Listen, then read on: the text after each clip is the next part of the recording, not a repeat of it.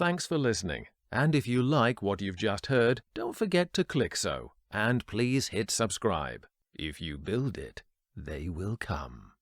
Fritz Lang.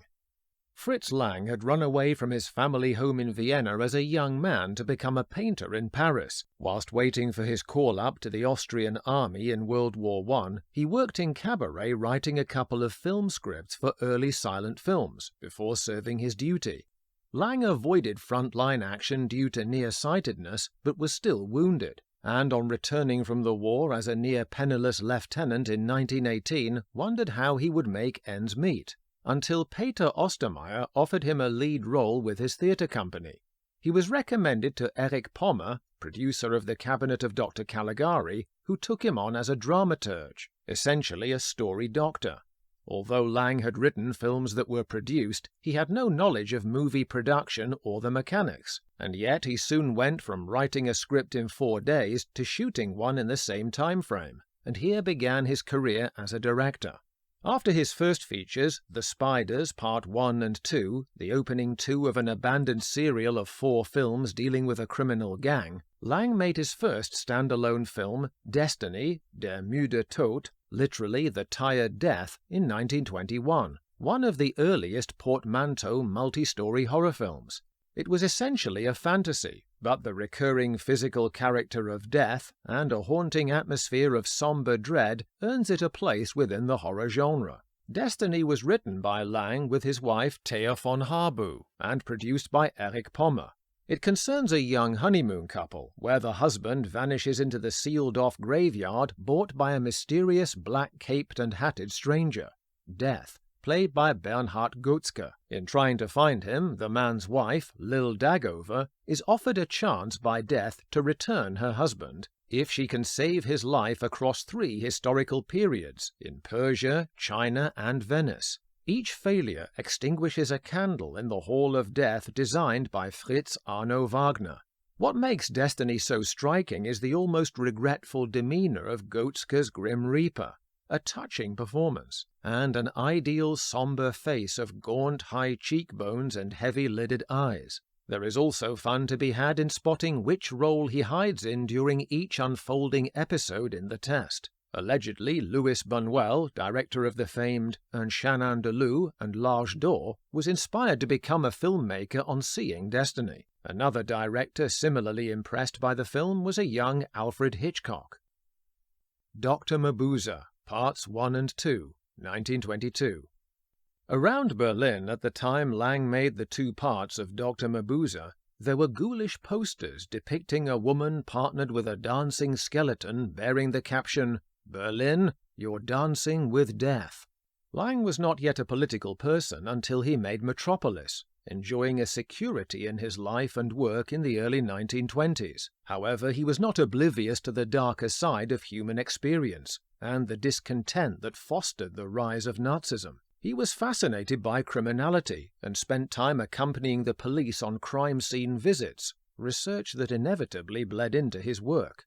Dr Mabuse, composed of a first film in 2 parts, followed by a later sequel in 1933, The Testament of Dr Mabuse, and the 1960 The 1000 Eyes of Dr Mabuse, details the life of a splendidly rapacious master criminal, master of disguise, who also possesses a supernatural gift for mesmerism that makes Rasputin look like he's barely trying. Such is Mabuse's power that he can induce mind control and even physical illness in his victims from across the room, even with their back turned. In this way, Rudolf Klein-Rogge's fierce performance recalls Michael Ironside's Revok in the Cronenberg classic Scanners.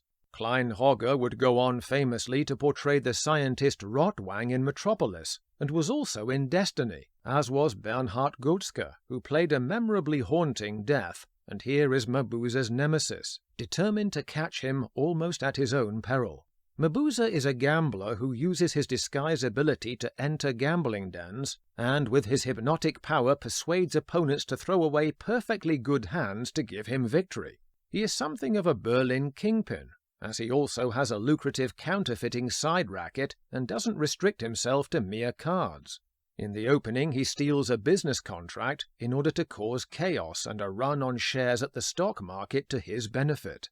Goetzke is State Prosecutor von Wenck, who goes after Mabuse. First, he shows the strength of character to resist Mabuse's disguised card player mesmerism, but winds up gassed in a taxicab whilst pursuing his man, and wakes up robbed and adrift in a rowing boat. Von Wenck then tries to use the charms on the ladies, yet finds that the villain's suggestive potency renders women heavily under his spell and resistant to betraying him.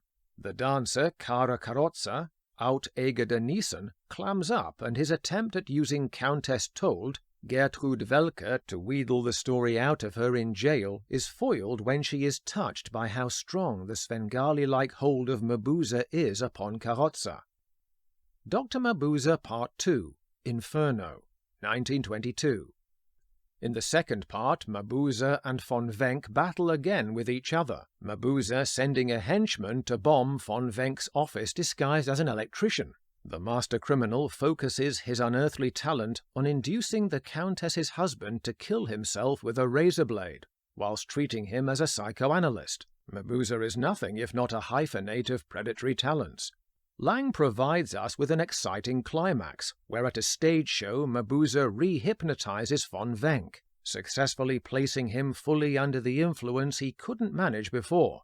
As Weltermann, the magical mentalist, thematically Klein-Hogge is reminiscent of Dr. Caligari, tapping into our subconscious to brainwash willing subjects, echoing another strand of Expressionism. Unbeknownst to the transfixed audience, he secretly compels von Wenck to drive his car off a cliff. Von Wenck's friends sense something is wrong, and mercifully he is rescued from auto-destruction. Finally, Mabuse is cornered, and it is here that the undead souls of his victims come to haunt him superbly, ordering him with relish to take over the bank, Mabuse. When von Wenck arrives, all that is left of his awesome arch-enemy is a tousle-haired, shattered old man, his mind unravelled by the supernatural revenge bestowed upon him. Dr. Mabuse is an enjoyable crime thriller with macabre elements, and Lang even finds time to tease his fellow expressionists, with an exchange in a club where one of Mabuse's chums asks him what he thinks of the movement. "Expressionism is a pastime," he replies playfully, though Klein-Hogge's forceful performance shows the stark simplicity and power of Expressionism throughout. Behind the scenes, the actor found that his wife, Thea von Harbu, was spirited away herself from him by the charms of his director. It didn't seem to affect their working relationship overly much as Klein-Hogge and Lang continued to work together. Metropolis would be a masterpiece for them both, as we will soon find out. Stay tuned for the next episode. Thanks for listening, and if you like what you've just heard, don't forget to click so, and please hit subscribe. If you build it, they will come.